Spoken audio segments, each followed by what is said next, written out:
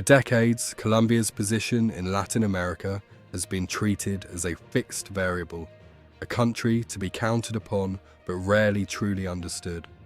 Analysts abroad painted it as a stable, predictable partner, a minor cog in the vast machinery of US-dominated hemispheric politics. Few questioned the underlying assumption that influence was permanent, that alliances could not shift overnight. Yet, history tells a different story. Colombia's economic and political structures were long shaped by external pressures, foreign aid, and trade dependencies, creating an illusion of stability while quietly fermenting vulnerabilities. Why did so few notice the accumulation of leverage outside US oversight? Perhaps because the signals were subtle, buried in trade reports, small legislative changes, or quietly ratified infrastructure projects. The narrative of inevitability, this is how things have always been, masked the very mechanisms now breaking the pattern. Governments and corporations, constrained by the inertia of tradition, often overlook the small levers that eventually tip entire regions into new alignments. This is where the technical architecture becomes critical. Colombia, leveraging its oil exports, port logistics, and regional banking system, constructed a web of interlocking agreements designed to create both flexibility and resilience. Through staggered export clauses, investment protections, and coordinated regulatory standards with neighboring nations, it became possible to reroute economic flows without violating international law. Municipalities, local banks, and multinational corporations were woven into these structures, each acting as both participant and stabilizer, ensuring that the alliance could withstand pressure from external actors. Every legal clause, every tariff adjustment, and every credit line was carefully calibrated. The result is not chaos, it is precision-engineered autonomy. Who stands to gain from this? Colombia and its partners now wield unprecedented bargaining power. Citizens may see improved infrastructure, new jobs, and strategic autonomy. Corporations embedded in the system can secure long-term profits, insulated from the whims of distant regulators. Yet there are losers as well. US-based exporters, accustomed to preferential access, face sudden uncertainty. Short-term profit seekers struggle against the need for stability, revealing a fundamental tension between corporate imperatives and the sustained health of regional economies. Could this fragile balance unravel? Political upheaval, a sudden shift in commodity prices, or mismanagement at the municipal level could derail even the most carefully orchestrated plan. One misstep could cascade through trade routes and banking channels, erasing months of calculated advantage. At the human level, the implications are immediate. Imagine a middle-class Colombian family. Suddenly, energy costs fluctuate, public transportation routes shift, or the price of essential goods rises as global markets react. These are not abstract numbers, they are real, tangible impacts on paychecks, grocery budgets, and futures. The same ripple effects extend to international markets, influencing investor confidence, currency stability, and global commodity prices. And so the lesson emerges. Power is both tangible and invisible, residing in the clauses of agreements and in the everyday decisions of citizens. Accountability is no longer optional. Those in authority must be measured not by rhetoric, but by their capacity to safeguard economic integrity and human well-being. What should society demand from its leaders if not foresight, transparency, and responsibility? Could we, as observers, afford to remain passive while the mechanisms of influence quietly shift beneath our feet? The moment that shifted the entire landscape did not arrive with fanfare. It came quietly in the form of Colombia's subtle realignment with regional partners, a maneuver executed through legal precision and economic foresight. What makes it remarkable is the way technical mechanisms were employed to transform intention into enforceable reality.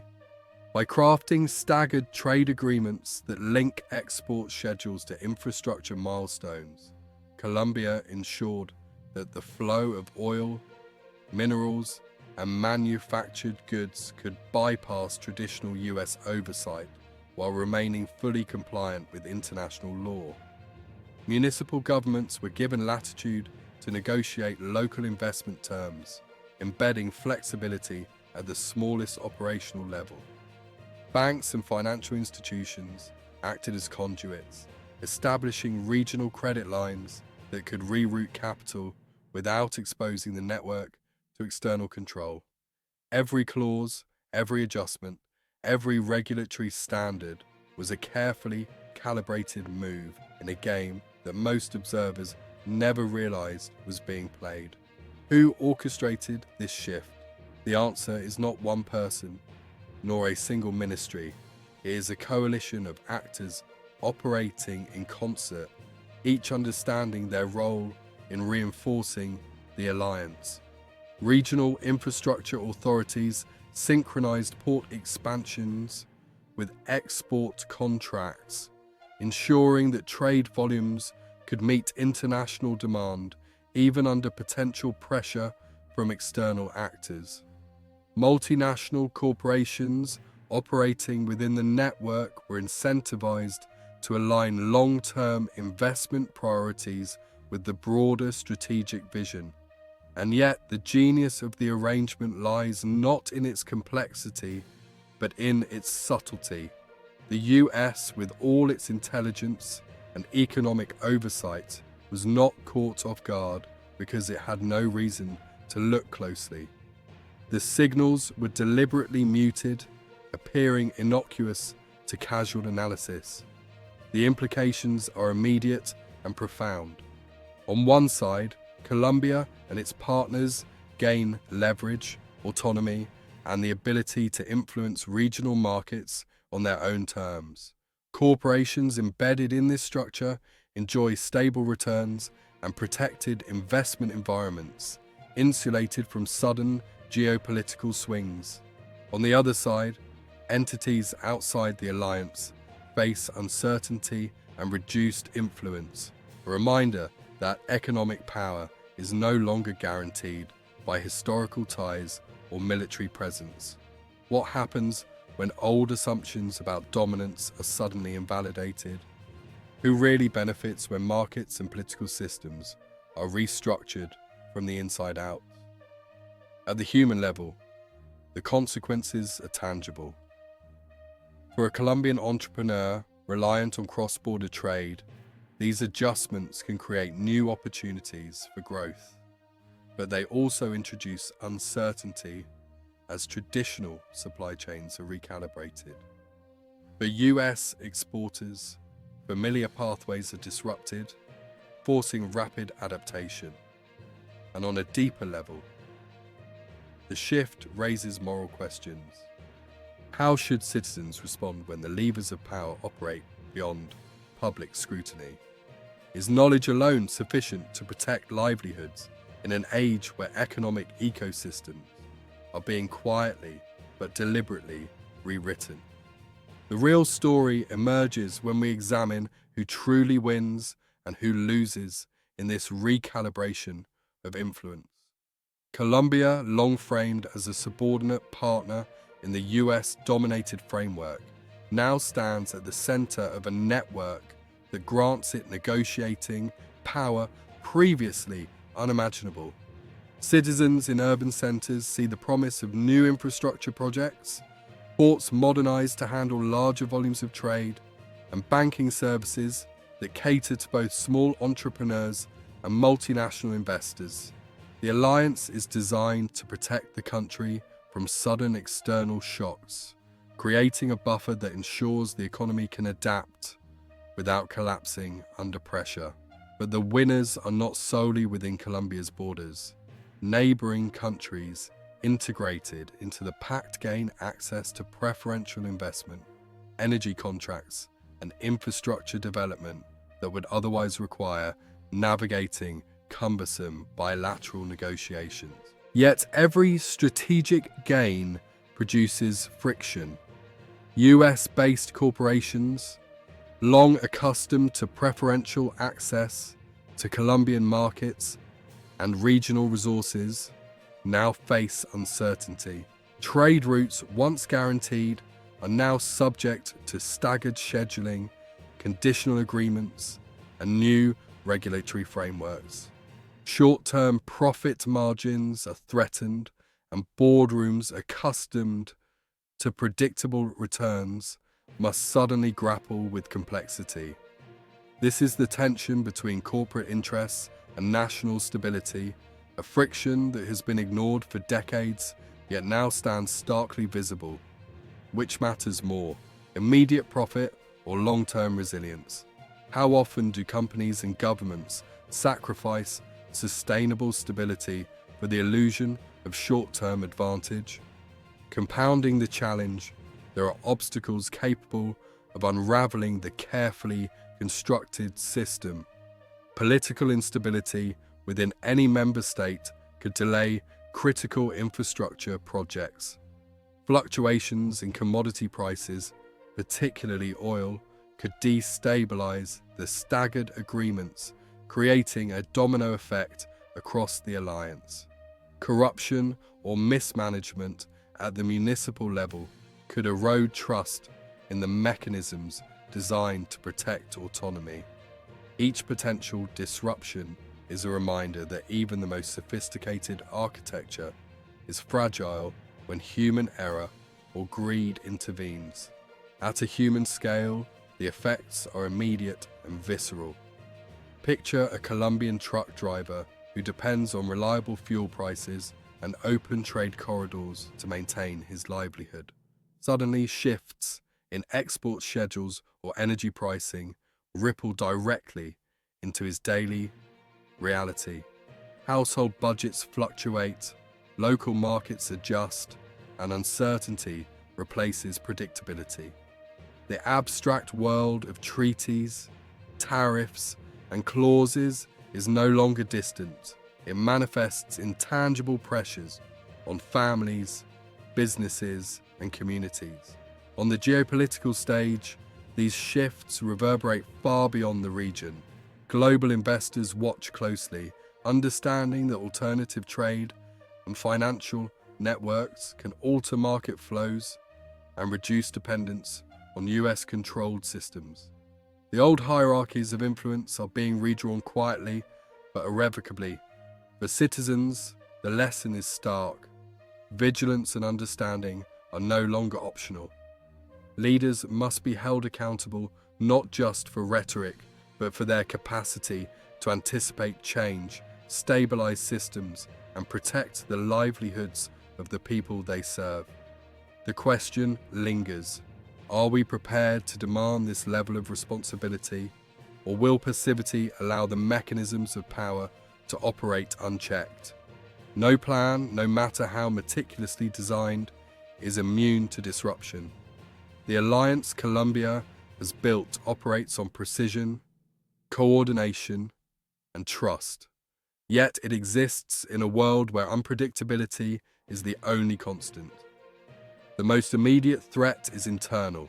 Political instability within any member nation can ripple through the entire network. Even a single contested election, a leadership reshuffle, or public unrest can delay infrastructure projects, halt investment flows, and disrupt trade agreements that the alliance depends on. History reminds us that the best laid strategies can collapse under the weight of human unpredictability.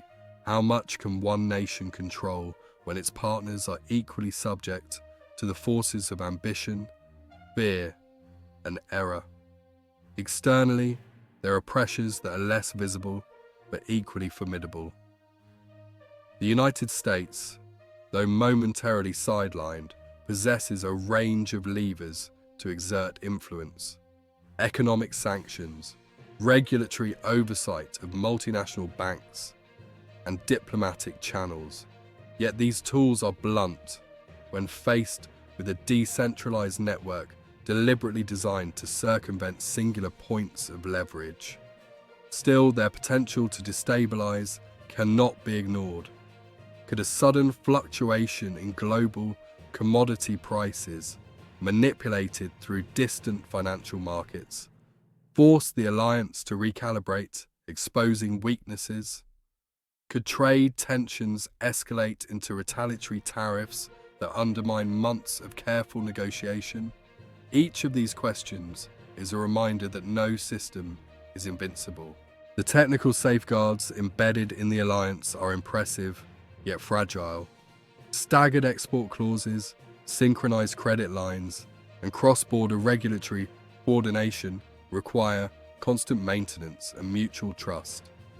One misstep, a delayed shipment, a misinterpreted clause, or a local official acting against protocol could cascade into economic turbulence. The genius of the design lies in its subtlety, but subtlety can also be its greatest vulnerability. At the level of daily life, these threats are far from abstract. Consider a small business owner in Medellin whose operations rely on predictable import and export schedules. A disruption in trade flows, even temporary, translates into late deliveries, rising costs, and pressure on employees' wages. Families adjusting household budgets, commuters navigating shifting fuel prices, and students seeing educational opportunities affected are all unwitting participants in a larger geopolitical gamble. The human cost is immediate and undeniable. Globally, the stakes magnify. Investors from Asia, Europe, and North America monitor these dynamics closely. A failure within the alliance could ripple through global markets, affecting exchange rates, commodity pricing, and investor confidence. Conversely, resilience could inspire other nations to adopt similar strategies, gradually decentralizing influence from entrenched powers. In this environment, citizens are no longer passive observers. They are the direct beneficiaries or victims of calculated decisions made far from their homes. The moral imperative becomes clear. Governance cannot rely on secrecy, nor can it assume loyalty is permanent. Societies must demand foresight, accountability, and transparency because, in this delicate balance, the cost of error is measured not in abstract numbers, but in livelihoods, stability, and trust. To understand the magnitude of Colombia's strategic maneuver, one must step away from maps and treaties and look at the human reality. Imagine a mother in Bogotá carefully calculating the monthly budget for her family. Her electricity bills, her transportation costs, and the price of basic goods are no longer simply local concerns. They're influenced by staggered trade agreements, cross-border banking flows, and regional infrastructure projects that the general public scarcely notices.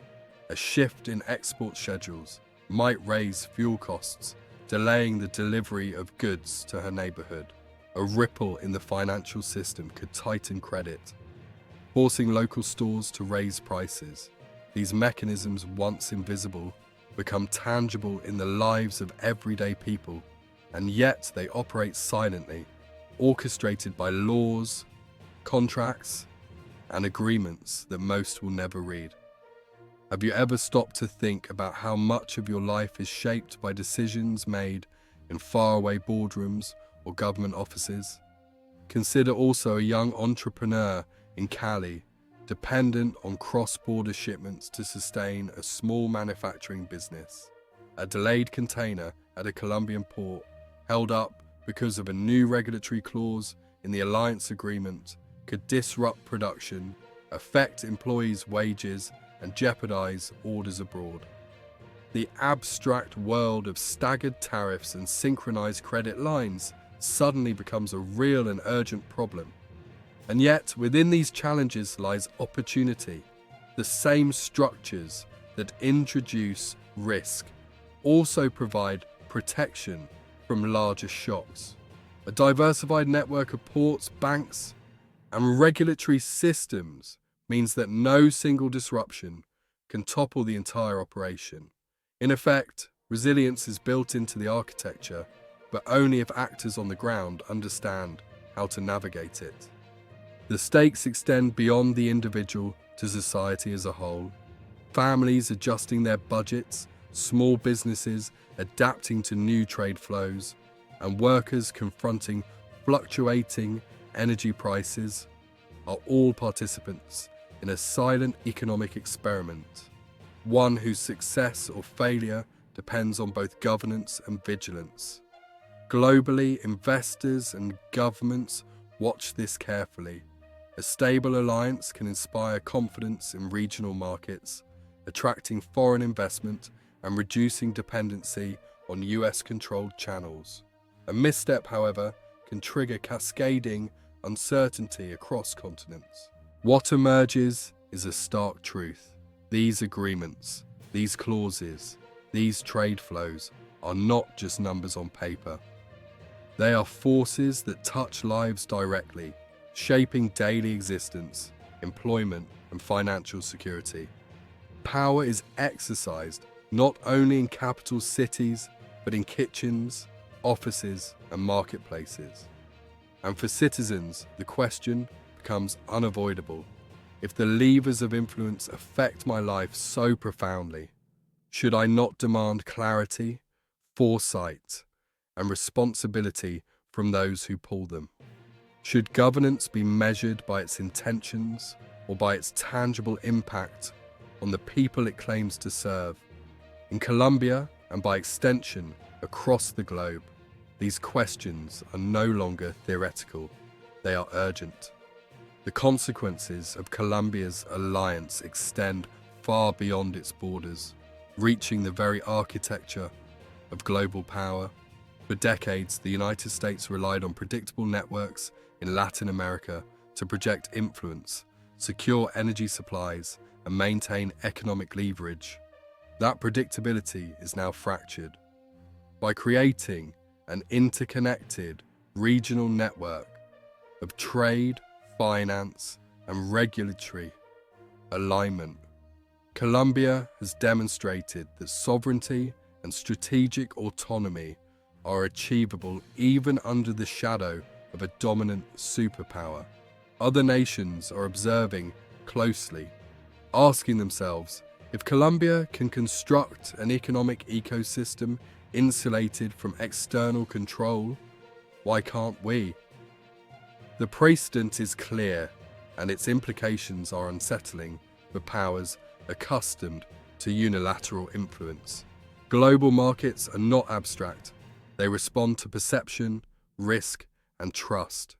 Investors in Europe and Asia monitor these developments with sharp attention, recalibrating portfolios and trade priorities.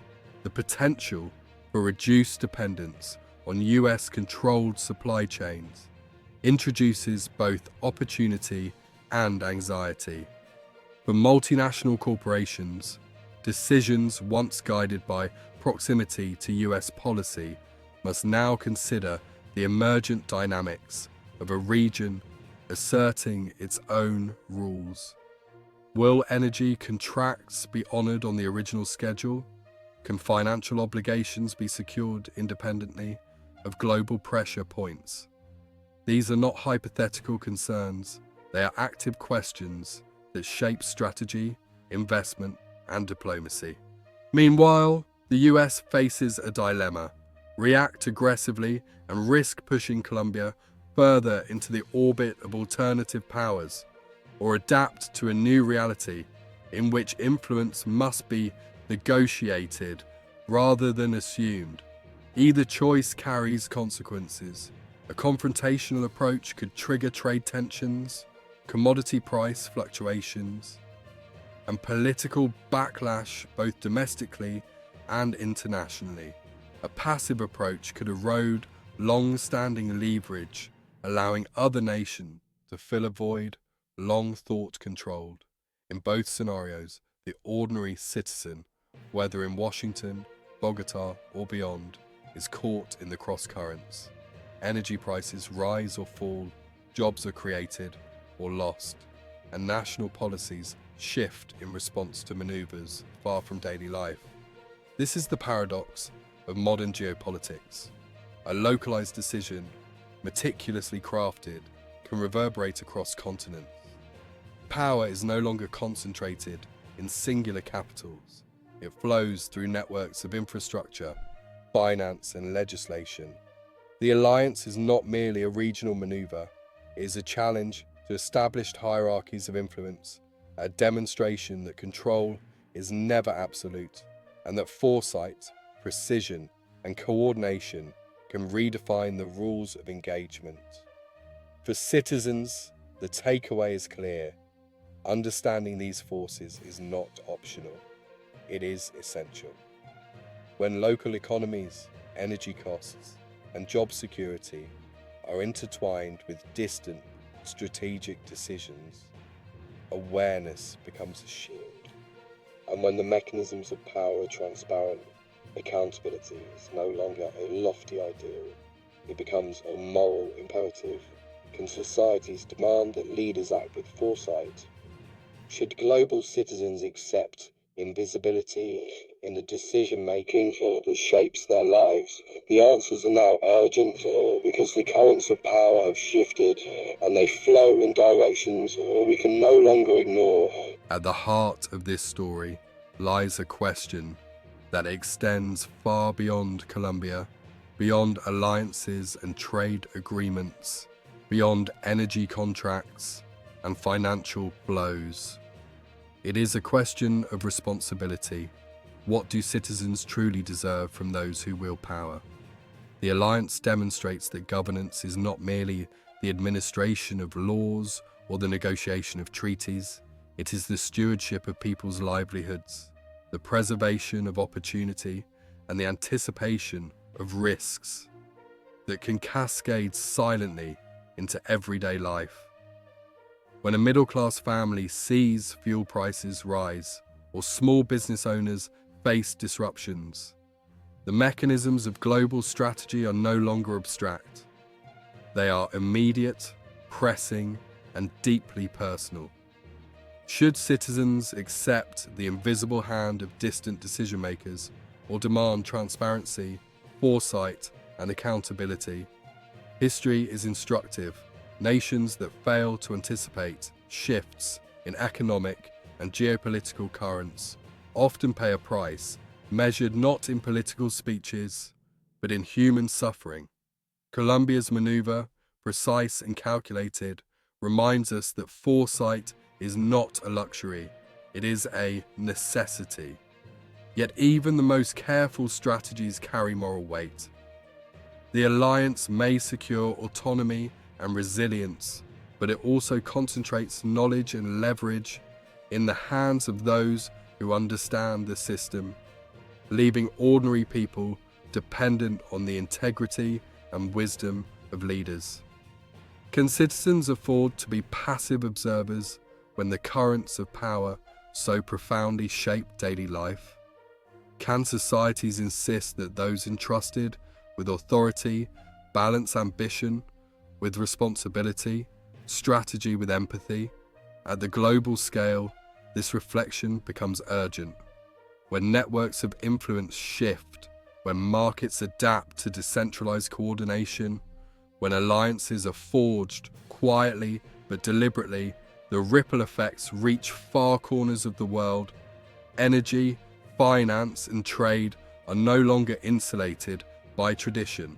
They respond to foresight, to legal acumen, and to the ethical calculations of policymakers. The moral challenge is clear. Leadership must be measured not by the ability to dominate or maneuver, but by the capacity to protect. stabilize, and anticipate consequences for ordinary lives. Ultimately, the story of Colombia's alliance is a mirror. It reflects the potential of nations to act strategically, the vulnerability of systems to disruption, and the direct impact of governance on the human condition. For citizens, it is a call to awareness and engagement. Power may flow invisibly, but it is never beyond scrutiny. And as the structures of influence evolve, so too must the expectations placed upon those who hold them. A society that demands accountability, foresight, and ethical stewardship is not just safeguarding its own future. It is asserting its right to dignity, stability, and justice in a world where the currents of power are constantly shifting. As the dust settles on Colombia's strategic realignment, one truth stands out. Power is fluid, fragile, and intimately connected to human lives. What might appear from afar as a distant political maneuver is in reality a chain reaction that touches kitchens, offices, and classrooms. The alliance has rewritten rules that were long assumed immutable, demonstrating that influence is never guaranteed and that the stability of entire regions can shift quietly but decisively. Citizens, often treated as passive observers, are the ultimate stakeholders in this game. Their wages, energy costs, and opportunities are the metrics by which the success or failure of such maneuvers is measured.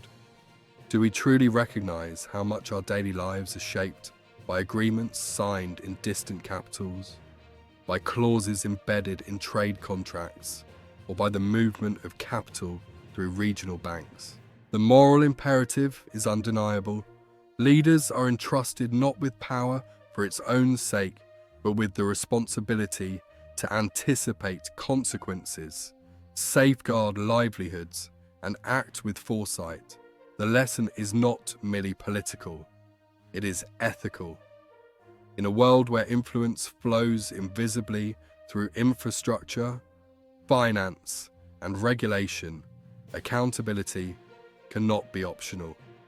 Citizens must demand clarity and oversight, not as passive beneficiaries, but as active participants in the systems that govern their lives.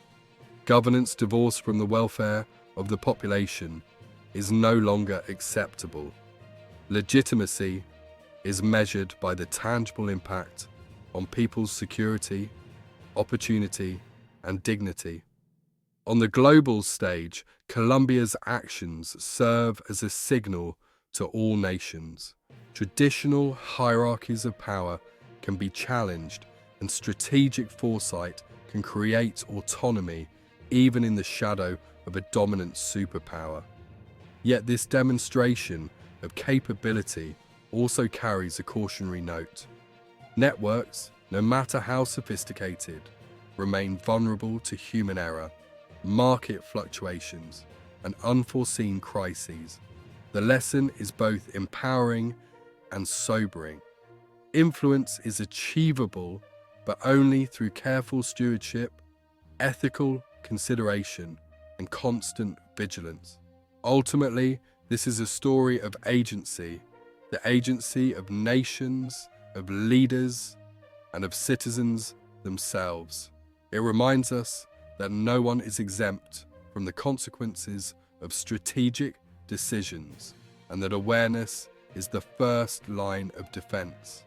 We are observers, participants, and arbiters all at once. What should we demand from those who hold power? Transparency, foresight, and moral courage.